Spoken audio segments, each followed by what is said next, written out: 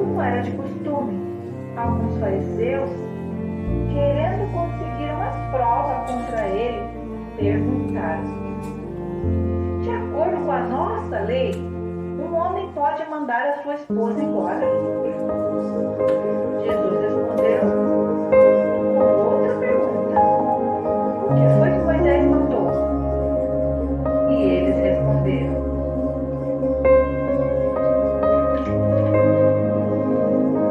Moisés permitiu ao homem dar à sua esposa um documento de divórcio e mandá-la embora. Então Jesus disse: Moisés escreveu esse mandamento para vocês por causa da dureza no coração de vocês. Mas no começo, quando foram criadas todas as coisas, foi dito: Deus os fez homem e mulher. Por isso, o homem deixa o seu pai e sua mãe para se unir com a sua mulher, e os dois se tornam uma só pessoa. Assim, já não são mais duas pessoas, mas uma só.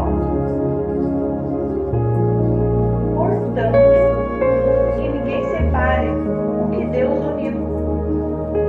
Quando já estavam em casa, os discípulos tornaram a fazer perguntas sobre esse assunto. E Jesus respondeu: o homem que mandar a sua esposa embora e casar com outra mulher estará cometendo adultério contra a sua esposa. E se a mulher mandar o seu marido embora e casar com outro homem, ela também estará cometendo adultério. Jesus e as crianças. Por isso, algumas pessoas levaram as suas crianças até Jesus, para que ele as abençoasse. Mas os discípulos repreenderam aquelas pessoas.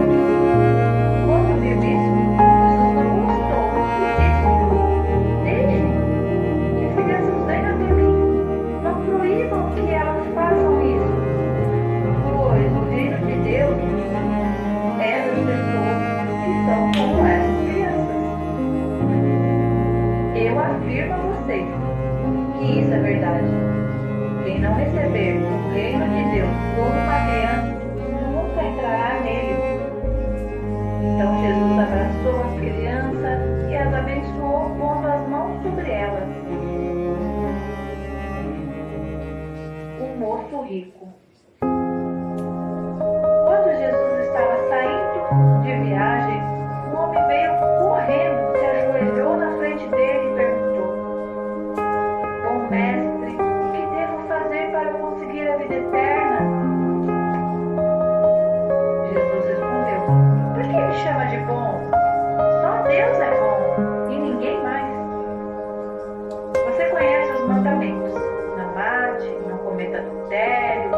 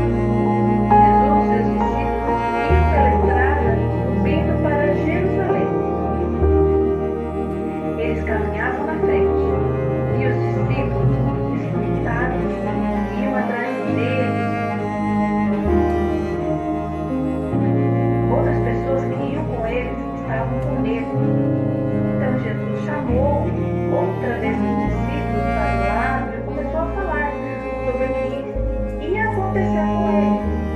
E Jesus disse: escutem, nós estamos indo para Jerusalém, onde o Filho do Homem será entregue aos chefes dos sacerdotes e aos mestres da lei.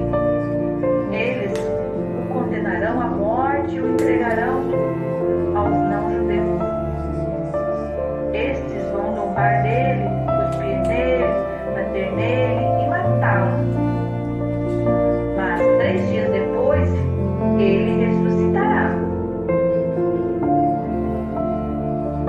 O pedido de Tiago e João. Depois, Tiago e João, filhos de Zebedeu, chegaram perto de Jesus e disseram: Mestre, queremos lhe pedir um favor. O que vocês querem que eu faça para vocês? Perguntou Jesus. E eles responderam: quando o Senhor se sentar no trono do seu reino glorioso, deixe que um de nós se sente à direita e o outro à esquerda. Jesus responde: vocês não sabem o que estão pedindo. Por acaso, vocês podem beber o cálice que eu vou beber e podem ser batizados como eu vou ser batizado? E eles responderam: podemos. Então Jesus disse: de fato, vocês beberão o cálice que eu vou beber e receberão o batismo com que eu vou ser batizado. Eu não tenho o direito de escolher quem vai se sentar à minha direita ou à minha esquerda, pois foi Deus quem preparou esses lugares e Ele os dará para quem Ele quiser.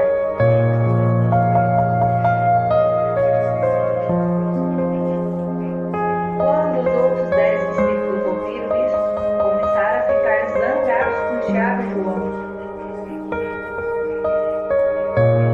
Então Jesus chamou todos para perto de si e disse: como vocês sabem, os governadores dos povos pagãos têm autoridade sobre eles e mandam neles. Mas entre vocês não pode ser assim. Pelo contrário, quem quiser ser importante, que sirva os outros. E quem quiser ser o primeiro, que seja o escravo de todos. O homem não veio para ser servido, mas para servir e dar a sua vida para salvar a vida de muitos.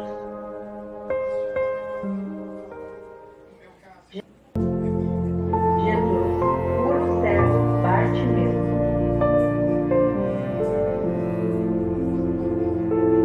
Jesus e os discípulos chegaram à cidade de Jericó.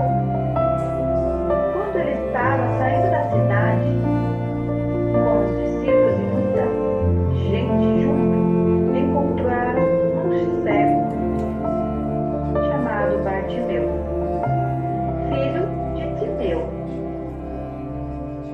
O cego estava sentado à beira do caminho, pedindo esmola.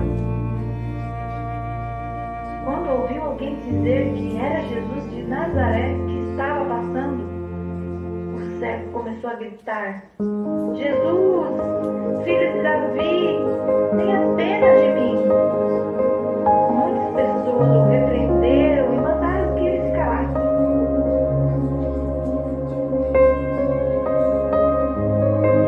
Mas ele ainda gritava: filho de Davi, tenha pena de mim. Então Jesus parou e disse: chamem o cego. Eles chamaram e disseram: coragem, levante-se, porque ele está chamando você. Então Bartimeu jogou a sua capa para o lado, se levantou depressa e foi até o lugar onde Jesus estava. O que você quer que eu faça? Perguntou Jesus.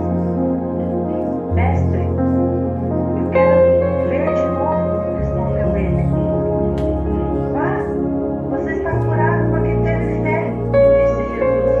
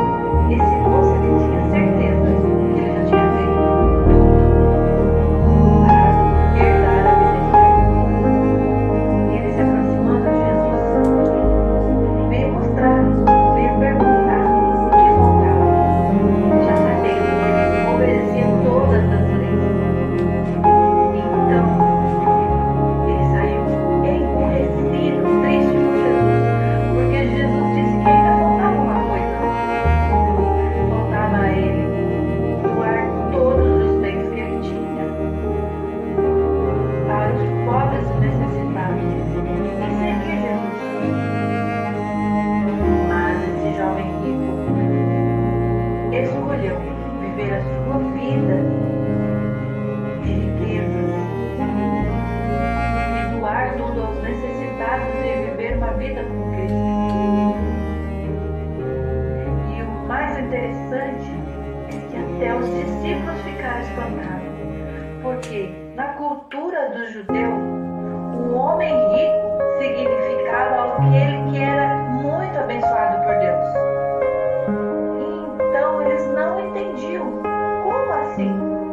Quando Jesus disse que é mais fácil um camelo entrar por um buraco da agulha do que um rico entrar no reino dos céus, os judeus, os discípulos, ninguém entendeu. Porque eles tinham certeza que riqueza significava ser abençoado por Deus. E se já era abençoado por Deus, era garantido que eles iriam para o reino de Deus. Mas Jesus veio mostrar que não tinha nenhuma garantia. A única garantia era se eles entregassem tudo por amor a Jesus e vivessem uma vida de entrega. Jesus ainda explica particular para os discípulos, falando sobre isso, explicando que aquele que quer ser o primeiro precisa ser o último. Aquele que acha que precisa ser o mais importante precisa ser um escravo, um servo. E ele ainda fala, porque eu, o Filho do Homem, o Filho de Deus Pai, não vim para reinar, mas para servir. E cabe que nós também sejamos isso. Nós também precisamos servir. Foi um grande ensinamento para aquela época, para aquela cultura onde achavam que aqueles que eram os mais ricos eram os mais abençoados por Deus. E os pobres, os rejeitados pela sociedade, inclusive uma criança, que naquela cultura não tinha nenhuma importância.